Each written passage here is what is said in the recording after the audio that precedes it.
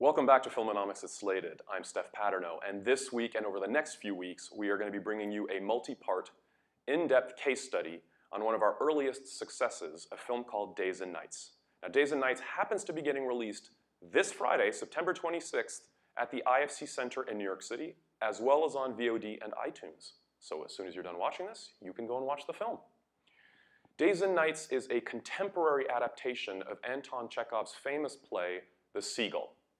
Now, that is a dramatization about the romantic and artistic conflicts of a family while away on a weekend retreat. This film has an incredible ensemble cast, including Katie Holmes, Allison Janney, Ben Whishaw, William Hurt, Jean Reno, Michael Nyquist, and many other great actors. Now, we had the pleasure for this interview to sit down with the writer, director, and co-star Christian Camargo, as well as producer and co-star Juliet Rylance, and producer Barbara Romer. Now, in classic independent film style, we shot this down and dirty in their apartment in the West Village, so please forgive any background noise or random car honking sounds you may hear. It was well worth it.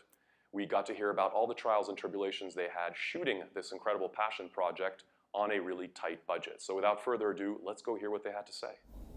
And then it was, the challenge to be honest with ourselves and go, we love theater, but not everyone loves theater, and we're making a film that we want everyone to see. And it was one of the reasons why I chose to sort of make it more contemporary adaptation, because I want people I want it to be accessible to everyone who doesn't even know the play, has never even heard of Chekhov, who can really relate to these characters, to this family in America this time.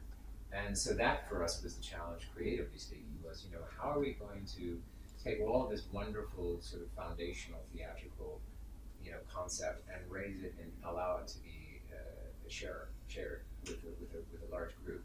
And so that's when we went to the casting process, and we went through to we changed some of the script, we made it more accessible dialogue.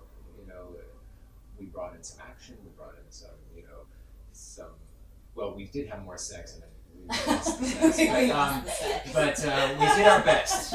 We did our best to give the industry everything it desires, but and keep a little integrity while we were doing it. So you can be the most clever artist around and have the most beautiful piece of work, but if it's not relatable, if people can't sort of come from a neutral spot and go, oh, I get it, I understand that, it's not really worth making a film. And the reason to make a film, as it is the reason to have theater, is to have an audience, and that to us was really important, to make it accessible. I think the other thing about what opened people's imaginations and excited them about this story was the sort of microcosm within the macrocosm, that ultimately it is a family story. It's about a dysfunctional family. And I think that, but the wider context of the film is, it's also a metaphor for country. And I think that's what was very exciting, particularly in the setting that Christian chose, 1984, that period, was something that did feel, that resonated as much as the quality of the script. So for us as producers, I think when you have that as a starting point, it becomes easier, not easy at all, but easier at least to raise the money, because you really believe that the story that you're telling is worth telling. I think that's the key thing for any producer. It's just not worth even trying if you don't absolutely love what you're doing, because it's going to be so hard. You better love it. We got very lucky finding a line producer who was very experienced in dealing with lower budget films. I'm starving. Where's my son? He's getting his movie ready. Movie? Installation thing. So, of course, we got together, looked at the script, and go, okay, great, it's going to be this many millions, and this is going to be what it is. And I think actually our lawyer was the first person to say, no, it's not going to be.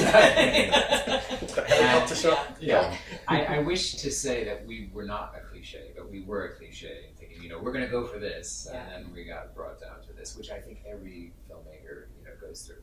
And it's a very difficult climate, to, especially with something that anyone can perceive as art house, or avant-garde. It's a very sort of timid market when you have that. which is one of the reasons why we assembled the kind of cast that we assembled. You know, that was part of the strategy as well. You know, but we got very lucky with Erica Hampson, our line producer, who got very realistic with numbers, brought us way down, and then we had to ask ourselves that question. You know, can we do this? You get cooped up in the country long enough, you start doing things to make life interesting. I got married and had a kid. It's going to be a bumpy ride. Then, in my perception, it became a real ensemble effort, meaning not only from us, but from the actors involved, from the creative teams involved that we picked out, the crew. You know, can we actually do this? And I've never met, I've been acting for a while, I've never met producers in my own experience that have been so sort of transparent with their crew and with their people going, you know what, this is the reality, this is what we have, what can we do? And in a strange way, it incentivized the crew, incentivized the actors. Because so many people go, oh, you're hiding something from me, I've been in that spot, or I don't trust the producers, I don't trust the directors. That's one thing I say to other producers when I've met them is, the best thing you can do is involve us, you know, with what's wrong or what your hurdle is. It doesn't mean that you're not a good producer. It doesn't mean that you've got, you know, there's something to be embarrassed about. In fact, if you share that with us, we will go bend ourselves over backwards to make it happen. And I wish more producers did that, because thankfully they did, and people stepped up. People lowered their fees, they brought on more volunteers, they were able to make things in this movie where it actually looks, you know, when we ask people, what do you think our budget was, you know, it's at least triple the amount of what we actually did it for, you know, because of that extra effort that was put in by their being transparent about the hurdles, you know. So that was really, I think, a turning point, a key in the fact that we were able to do this movie, you know, by that attitude. So it was really like a sport, you know, we were a team. We were very, very much of a team. Yeah, and what you realize is that people, when they see you're passionate and you believe in your project, people want to help. And we ended up housing the entire cast around the lake in private homes. Mostly because Jules and I went and knocked on doors and said, would you mind lending us your house? It's off season. And we stayed in a house that was actually on the market. And we paid utilities, and that woman, who's amazing, lives in London. We never met her. But we just said, whenever you want to show the house, come on in, and of course we'll have it clean. We'll talk about how beautiful the house is. So we lived in this $5 million house on set for nothing. Yeah, we used her clothes too.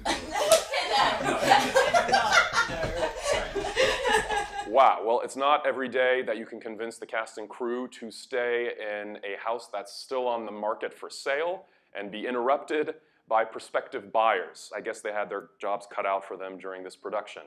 And that's what's often necessary when you're shooting on a very tight budget, which I'm sure the investors will be very happy to hear about. Anyway, there's some other great stories I want to share on this production. However, I'm going to save those for the next couple of segments. So once again, thanks for tuning in. Don't forget to click over here to subscribe, and I will see you next time.